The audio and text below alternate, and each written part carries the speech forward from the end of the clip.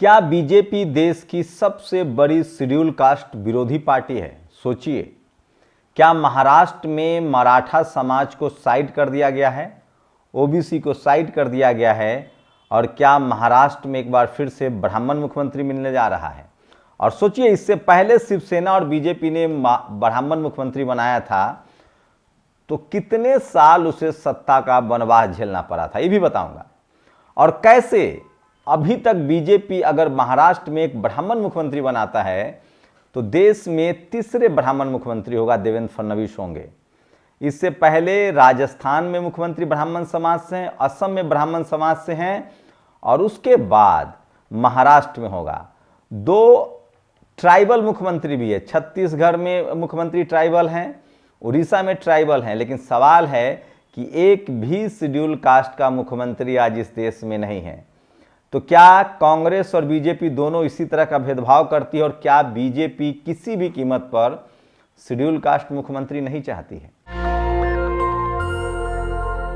नमस्कार, मैं शंभू कुमार सिंह और आप देख रहे हैं नेशनल दस्तक। महाराष्ट्र में ईवीएम को लेकर बवाल कटा हुआ है। नाना पटोले ने कहा है कि किस तरह से 72 लाख के करीब वोट जो हैं वो जिस तरह से बढ़ गए हैं, उससे साफ हो रहा है कि कोई बड़ी गड़बड़ी हुई है।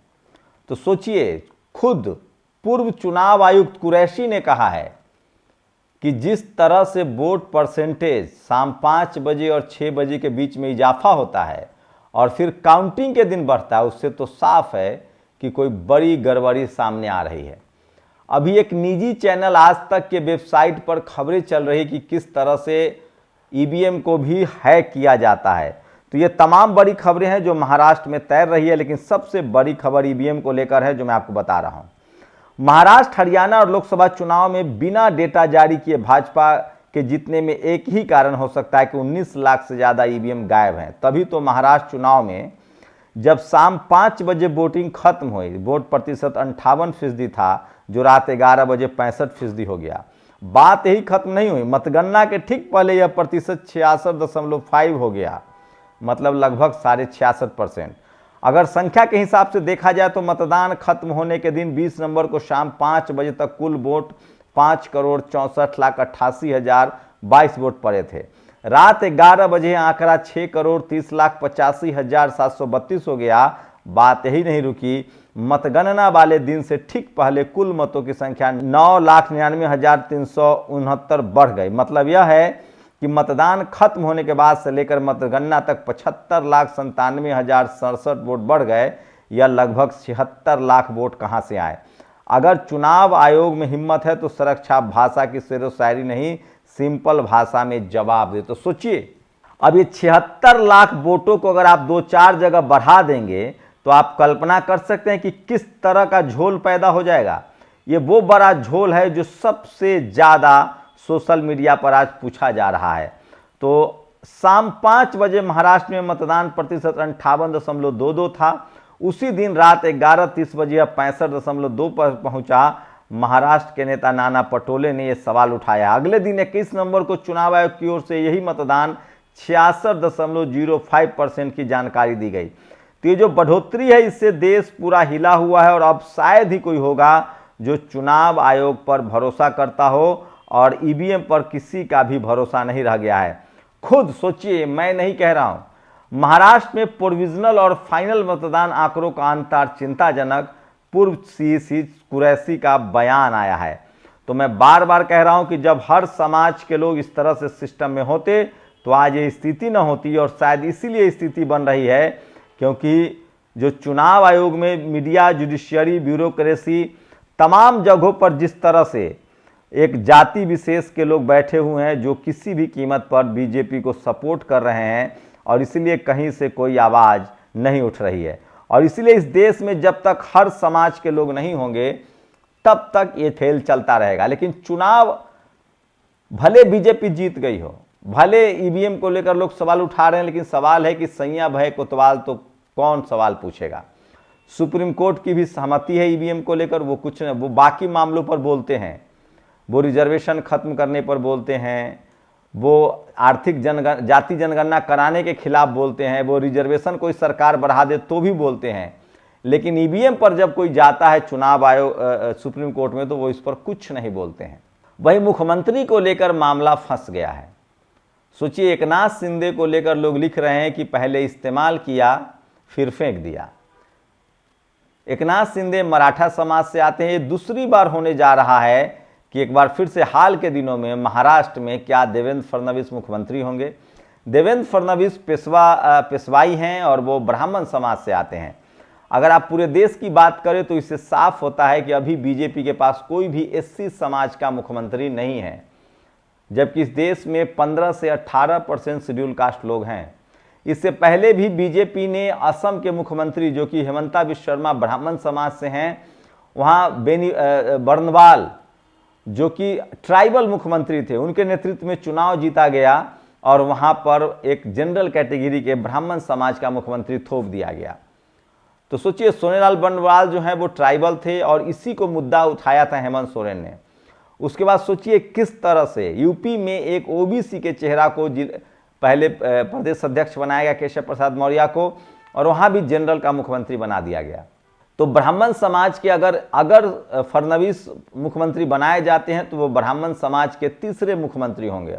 अभी बीजेपी के खाते में राजस्थान के मुख्यमंत्री ब्राह्मण समाज से, वहाँ वसुंधरा राजे को साइड कर दिया गया जो लगातार नेता बन रही थी। उसके बाद असम में आदिवासी समाज को साइड किया गया, मुख्यमंत्री को साइड किया गया। और उसके बाद सोचिए अब मराठा को साइड किया जा रहा है। इससे पहले हरियाणा में जो है ओबीसी मुख्यमंत्री दिया गया, लेकिन अब एससी एसटी ओबीसी मुख्यमंत्री के दावे की भी पोल खुल रही है। और अभी एक भी इस देश में एससी समाज के मुख्यमंत्री नहीं है। पहले पंजाब में 6 महीने के लिए कांग्रेस ने एससी कार्ड खेला था, लेकिन वो भी चुनाव बाद में हार गए। तो शेड्यूल कास्ट कम्युनिटी का एक भी मुख्यमंत्री इस देश में नहीं है, न तो कांग्रेस देने के लिए तैयार है न बीजेपी देने के लिए तैयार है। तो सोचिए, आज भी एससी एसटी ओबीसी के लोग रिजर्व सीट पर चुनाव लड़ते हैं और उनको उप मुख्यमंत्री तो बना दिया जाता है। राजस्थान में भी उप मुख्यमंत्री बनाया गया, कांग्रेस ने तेलंगाना में भी उप मुख्यमंत्री बनाया, लेकिन मुख्यमंत्री नहीं बनाया जा रहा है। लेकिन महाराष्ट्र में क्या मराठा समाज इसको एक्सेप्ट कर लेगा? क्या ओबीसी समाज एक्सेप्ट कर लेगा? सोचिए, जिस तरह से विनोद तावरे को साइड किया गया, सबको पता है कि इसके पीछे किसकी सेटिंग थी। जिस तरह से गोपीनाथ मुंडे रास्ते से हटाए गए, तो एन वक्त पर एससी एसटी ओबीसी को जिस तरह से किनारे कर दिया जाता है वो तो एकदम चौंकाने वाला। सोचिए, इस देश में जनरल के दर्जनों मुख्यमंत्री हैं। ओबीसी अगर बीजेपी कोटा के मुख्यमंत्री की बात करें तो उनके पास मध्य प्रदेश में ओबीसी मुख्यमंत्री हैं। और उसके बाद बता दें कि इसी को दावा करती है। उसके बाद हरियाणा में उनका ओबीसी का मुख्यमंत्री है, लेकिन सोचिए शेड्यूल कास्ट के एक मुख्यमंत्री भी नहीं है। प्रोफेसर अरुण कुमार हैं, वो इसको लेकर एक शानदार विश्लेषण करते हैं कि क्या होगा अगर अब बीजेपी को कितना बड़ा झटका लगेगा। महाराष्ट्र में ब्राह्मण मुख्यमंत्री बनाने के अपने खतरे हैं, लेकिन मोदी जी को भी खतरों के खिलाड़ी हैं। 1995 में जब पहली बार भारतीय जनता पार्टी और शिवसेना गठबंधन की सरकार बनी तो मनोहर जोशी को मुख्यमंत्री बनाया गया। मनोहर जोशी के मुख्यमंत्री बनने के बाद महाराष्ट्र के मराठा नेताओं ने इनका इतना परेशान किया कि 4 साल बाद ही मनोहर जोशी को हटाकर मराठा नारायण राणे को मुख्यमंत्री बनाना पड़ा। लेकिन ब्राह्मण मुख्यमंत्री बनाना भारी पड़ा और भाजपा शिवसेना गठबंधन 1999 से 2014 तक सत्ता से बाहर रही। महाराष्ट्र का 1960 में गठन हुआ था और उसके पहले मुख्यमंत्री यशवंतराव चौहान थे, वे मराठा थे। 1960 के आसपास कांग्रेस के अधिकांश मुख्यमंत्री ब्राह्मण थे, लेकिन मराठा नेताओं का इतना अधिक जोर था कि यहाँ मराठा को मुख्यमंत्री बनाना पड़ा था। 2014 में भी जब ओबीसी नरेंद्र मोदी की लहर चली तो भाजपा ने महाराष्ट्र में जीत हासिल की और फिर देवेंद्र फडणवीस को मुख्यमंत्री बनाया गया। उसके बाद ही उठापटक हम सब जानते हैं। महाराष्ट्र में या रंतुले मुस्लिम, सुशील कुमार शिंदे दलित और मरोत राव कनम्बार ओबीसी भी मुख्यमंत्री रहे, लेकिन मराठा मुख्यमंत्री सबसे अधिक हुए हैं। तो सवाल है कि क्या देवेंद्र फडणवीस को मराठा समाज मुख्यमंत्री मान लेगा और क्या शिंदे को निपटा दिया गया है? ये सबसे बड़ी खबर है। और इसीलिए धीरे धीरे एससी एसटी ओबीसी के लोग कह रहे हैं कि आपको बीजेपी इसी तरह से यूज एंड थ्रो करती है, जैसे शिंदे को यूज एंड थ्रो किया गया, बाकी एससी एसटी ओबीसी को लेकर इसी तरह का यूज एंड थ्रो है जैसे यूपी में हुआ। तो क्या अब बीजेपी और आरएसएस अपने असली चाल चरित्र और चेहरा में आ रही है और क्या देवेंद्र फडणवीस वहां मुख्यमंत्री लगातार बने रह पाएंगे? ये सबसे बड़ा सवाल है, क्योंकि अब धीरे धीरे कम से कम इस देश के एससी एसटी ओबीसी किसान कम्युनिटी जो है इसी तरह की कोशिश नरेंद्र मोदी ने गुजरात में की थी कुछ दिनों के लिए और गैर पटेल मुख्यमंत्री दिया था, लेकिन वो संभव नहीं हो पाया। तो महाराष्ट्र में अभी दो ही चीज़ चल रहा है, एक तो ईवीएम पर बहस है, लोग विरोध कर रहे हैं, और दूसरा देवेंद्र फडणवीस के मुख्यमंत्री बनने पर लोग सवाल उठा रहे हैं और कह रहे हैं कि मराठा मुख्यमंत्री की बलि लेकर ब्राह्मण मुख्यमंत्री राज्य को बनाया जा रहा है। आपकी क्या राय है? क्या अभी भी बीजेपी और कांग्रेस की लिस्ट में दलित समाज के मुख्यमंत्री के लिए कोई जगह नहीं है?